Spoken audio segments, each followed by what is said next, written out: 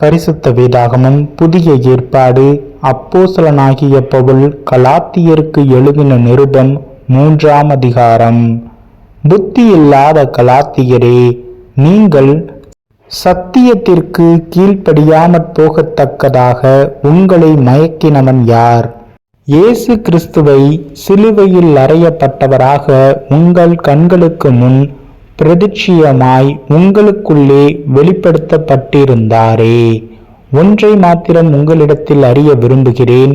நியாய பிரமாணத்தின் கிரியைகளினாலேயோ விசுவாச கேள்வியினாலேயோ எதினாலே ஆவியை பெற்றீர்கள்? ஆவியினாலே ஆரம்பம் பண்ணின நீங்கள் இப்பொழுது மாம்சத்தினாலே முடிவு பெற போகிறீர்களோ? நீங்கள் இத்தனை புத்தியீனரா? இத்தனை பாடுகளையும் வீணாய் பட்டீர்களோ? அவைகள் வீணாய் போயிற்றே. அன்றியும் உங்களுக்கு ஆவியை அளித்து உங்களுக்குள்ளே அற்புதங்களை நடப்பிக்கிறவர் அதை நியாய பிரமாணத்தின் கிரியைகளினாலேயோ விசுவாச கேள்வியினாலேயோ எதினாலே செய்கிறார்?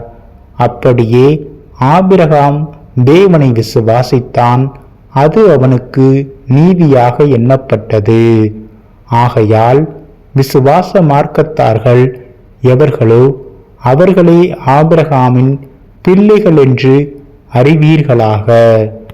மேலும் தேவன் விசுவாசத்தினாலே புறஜாதிகளை நீதிமான்களாக்குகிறார் என்று வேதம் முன்னாக கண்டு, உனக்குள் சகல ஜாதிகளும் ஆசீர்வதிக்கப்படும் என்று ஆபிரகாமுக்கு சுவிசேஷமாய் முன்னறிவித்தது அந்தபடியே விசுவாச மார்க்கத்தார் விசுவாசமுள்ள ஆபிரகாமுடனே ஆசீர்வதிக்கப்படுகிறார்கள். நியாயப்பிரமாணத்தின் கிரியைக்காரராகிய யாவரும் சாபத்திற்குட்பட்டிருக்கிறார்கள்.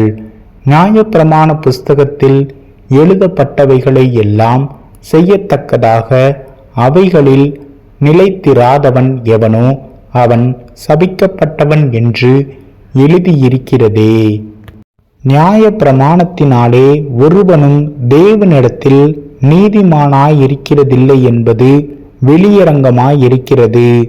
ஏனெனில் விசுவாசத்தினாலே நீதிமான் பிழைப்பான் என்று எழுதியிருக்கிறதே. நியாய பிரமாணமோ விசுவாசத்திற்குரியதல்ல, அவைகளை செய்கிற மனுஷனே அவைகளால் பிழைப்பான்.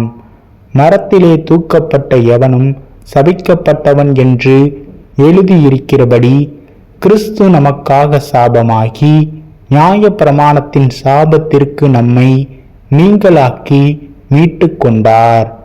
ஆபிரகாமுக்கு உண்டான ஆசீர்வாதம் கிறிஸ்து இயேசுவினால் புறஜாதிகளுக்கு வரும்படியாகவும் ஆவியை குறித்து சொல்லப்பட்ட வாக்கு தத்தத்தை நாம் விசுவாசத்தினாலே பெரும்படியாகவும் இப்படி ஆயிற்று. சகோதரரே, மனுஷர் முறைமையின்படி சொல்லுகிறேன். மனுஷர்களுக்குள்ளே உறுதி பண்ணப்பட்ட உடன்படிக்கையை ஒருவனும் தள்ளுகிறதும் இல்லை, அதனூடே ஒன்றையும் கூட்டுகிறதும் இல்லை. ஆபிரகாமுக்கும் அவனுடைய சந்ததிக்கும் வாக்குத்தத்தங்கள் பண்ணப்பட்டன. சந்ததிகளுக்கு என்று அநேகரை குறித்து சொல்லாமல் உன் சந்ததிக்கு என்று ஒருவனை குறித்து சொல்லியிருக்கிறார். அந்த சந்ததி கிறிஸ்துவே. ஆதலால் நான் சொல்லுகிறதென்னவெனில், கிறிஸ்துவை முன்னிட்டு தேவனால் முன் உறுதி பண்ணப்பட்ட உடன்படிக்கையை 430 வருஷத்திற்கு பின்பு உண்டான நியாய பிரமாணமானது தள்ளி வாக்கு தத்தத்தை வியர்த்தமாக்க மாட்டாதே. அன்றியும் சுதந்திரமானது நியாய பிரமாணத்தினாலே உண்டானால் அது வாக்கு தத்தத்தினாலே உண்டாயிராது. தேவன் அதை ஆபிரகாமுக்கு வாக்கு தத்தத்தினாலே அருளி செய்தார். அப்படியானால் நியாய பிரமாணத்தின் நோக்கம் என்ன? வாக்கு தத்தத்தை பெற்ற சந்ததி வருமளவும் அது அக்கிரமங்களின் நிமித்தமாக கூட்டப்பட்டு தேவதூதரை கொண்டு மத்தியஸ்தன் கையிலே கட்டளையிடப்பட்டது. மத்தியஸ்தன் ஒருவனுக்குரியவன் அல்ல, தேவனோ ஒருவர். அப்படியானால் நியாயப்பிரமாணம் தேவனுடைய வாக்குத்தத்தங்களுக்கு விரோதமா? அல்லவே. உயிரை கொடுக்கத்தக்க நியாயப்பிரமாணம் அருளப்பட்டு இருந்ததானால் நீதியானது நியாயப்பிரமாணத்தினால் உண்டாயிருக்குமே. அப்படி இராதபடியால் இயேசு கிறிஸ்துவை பற்றும் விசுவாசத்தினாலே பலிக்கிற வாக்குத்தத்தம் விசுவாசம் உள்ளவர்களுக்கு அளிக்கப்படும்படி வேதம் எல்லாரையும் ஏகமாய் பாவத்தின் கீழ் அடைத்து போட்டது. ஆதலால் விசுவாசம் வருகிறதற்கு முன்னே வெளிப்பட போகிற விசுவாசத்திற்கு ஏதுவாக நாம் அடைக்கப்பட்டவர்களாய் நியாய பிரமாணத்தின் கீழ் காவல் பண்ணப்பட்டிருந்தோம். இவ்விதமாக நாம் விசுவாசத்தினாலே நீதிமான்களாக்கப்படுவதற்கு நியாய பிரமாணம் நம்மை கிறிஸ்துவினிடத்தில் வழி நடத்துகிற உபாத்தியாய் இருந்தது. விசுவாசம் வந்த பின்பு நாம் உபாத்திக்கு கீழானவர்கள் அல்லவே. நீங்கள் எல்லாரும் கிறிஸ்து இயேசுவை பற்றும் விசுவாசத்தினால் தேவனுடைய புத்திரராய் இருக்கிறீர்களே.